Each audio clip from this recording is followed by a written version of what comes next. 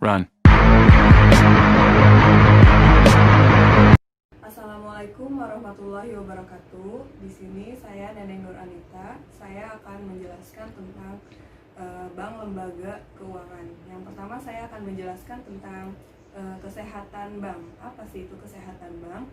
Yaitu kesehatan bank adalah kemampuan suatu bank untuk melakukan kegiatan operasional secara normal dan mampu memenuhi kewajiban perbankan secara baik dan mematuhi peraturan perbankan yang berlaku. Selanjutnya saya akan menjelaskan tentang kesehatan bank. Itu perlu dijaga berdasarkan konsep perbankan Indonesia karena sebagai pembentuk kepercayaan terhadap nasabah. Jadi kita itu sebagai ujung pembentuk terhadap masyarakat dunia perbankan, sehingga masyarakat akan tetap bertahan terhadap bank tersebut dan membantu kontribusi terhadap bank itu sendiri, yaitu sebagai etos kerjanya, yaitu semangat etos kerja tetap terjaga. Jadi kesehatan bank itu sendiri ya tergantung dari banknya itu melayaninya seperti apa, semangat kerjanya seperti apa, terus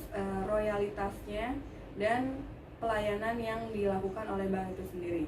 Yang selanjutnya yaitu sarana dalam menentukan strategi marketing suatu bank, yaitu dimana kalau misalnya kesehatan bank itu, jika kondisi bank sehat, maka layanan kepuasan terhadap nasabah akan semakin tinggi, dan di situ hal ini dapat sejalan dengan strategi marketing dalam pembentukan brand perbankan itu sendiri. Yaitu sarana pusat pertumbuhan ekonomi, dimana jika kesehatan bank ini menurun maka akan berpengaruh terhadap bank itu sendiri. Jadi kelemahan perekonomian masyarakat akan terganggu atau lesu dan berpengaruh terhadap perbankan pusat akan melemah. Yang selanjutnya yaitu saya akan menjelaskan tentang aset liability management atau yang biasa disebut dengan ALMA, yaitu merupakan proses siklus PDCA ya, di mana P-nya itu plan, D-nya itu DO, C-nya itu yaitu check, dan A-nya itu action terhadap pengumpulan, proses analisis, laporan, dan pengolahan aset dan kewajiban dengan tujuan untuk mengeliminasi resiko-resiko yang ada dan untuk mencapai tujuan terselanjutnya. Saya akan menjelaskan tentang komponen-komponen apa saja yang berada di dalam suku bunga kredit. Yang pertama yaitu total biaya dana atau yang biasa disebut dengan cost, total bunga yang dikeluarkan oleh bank untuk menghasilkan atau memperoleh dana simpanan yang berbentuk baik simpanan giro, tabungan ataupun deposito. Ya, yang selanjutnya yaitu komponen biaya operasi, yaitu biaya operasi adalah biaya sarana dan prasarana yang dikeluarkan oleh sejumlah biaya yang ditanggung oleh bank. Itu disebut dengan biaya operasi.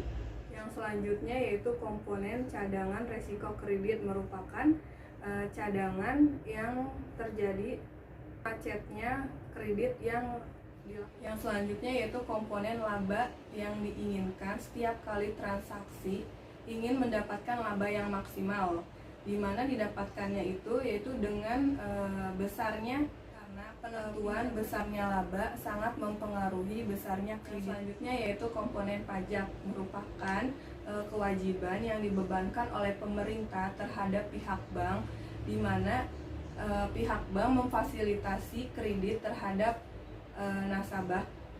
Yang selanjutnya yaitu saya akan menjelaskan tentang pihak-pihak yang terkait dalam transaksi leasing. Yang pertama yaitu ada listen, kedua ada lease, ketiga ada supplier, yang keempat itu ada bank atau kreditor.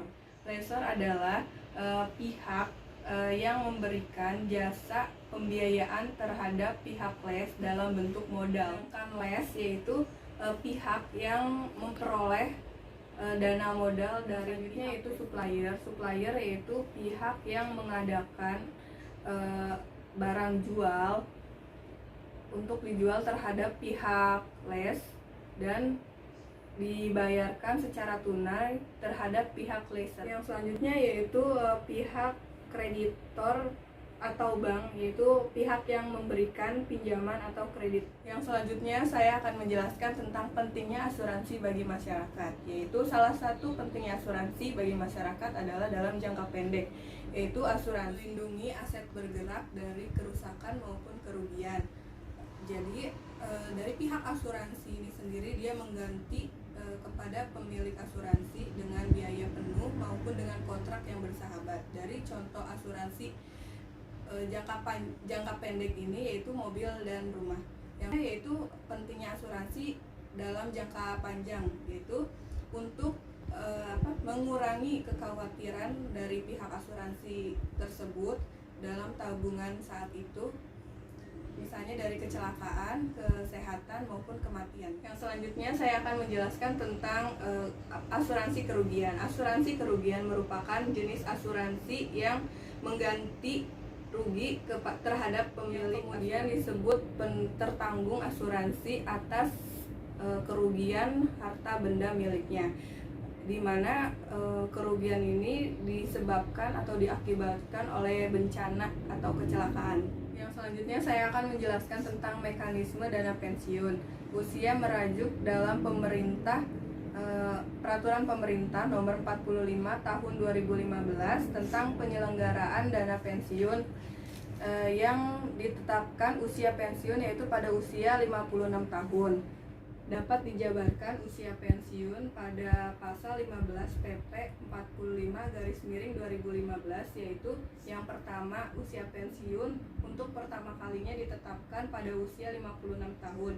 Yang kedua yaitu mulai 1 Januari 2019 usia pensiun pada ayat 1 ditetapkan yaitu 57 tahun. Yang ketiga yaitu usia pensiun menurut ayat kedua bertambah 1 tahun dalam setiap 3 tahunnya sampai usia 65 tahun.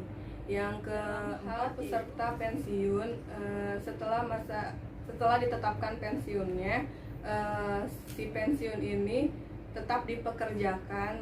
Dia itu bisa memilih yang pertama yaitu menerima manfaat dari masa pensiunnya atau memilih berhenti bekerja setelah 3 tahun dalam masa pensiun. Selanjutnya yaitu saya akan menjelaskan tentang fungsi dana pensiun bagi pesertanya, yaitu fungsi dana pensiun bagi perusahaan. Yang pertama yaitu memberikan rasa aman terhadap karyawan, terhadap turnover karyawan. Yang kedua yaitu meningkatkan motivasi terhadap karyawan untuk semangat dalam bekerja sehari-hari.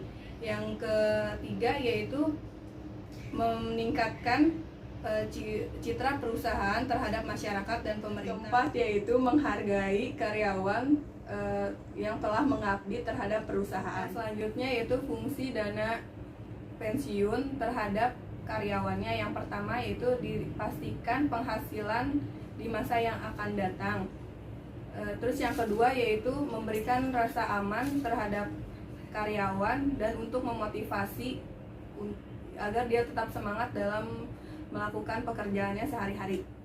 Yang selanjutnya saya akan menjelaskan tentang tujuan dari Perum Pegadaian. Yang pertama yaitu untuk meningkatkan dan sebuah kebijaksanaan dan program pemerintah dalam bidang ekonomi dan bidang pembangunan nasional. Praktek lainnya. Ketiga yaitu untuk menyediakan dana terhadap masyarakat untuk kalangan bawah. Yang ketiga untuk menyediakan dana dengan cara sederhana kepada masyarakat luas untuk kalangan menengah ke bawah untuk konsumsi dan produksi.